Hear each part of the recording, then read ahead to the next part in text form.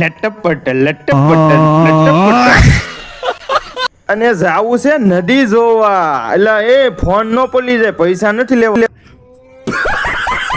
આ તો ભોગી ગયો ધાતરી નદી જોવા, ને નદી આવી છે ફાટ ફાટા, 2 ડીઠા 1 ધારો વરસાદ પડે છે, અને વરસાદનું પાણી તો જોવો.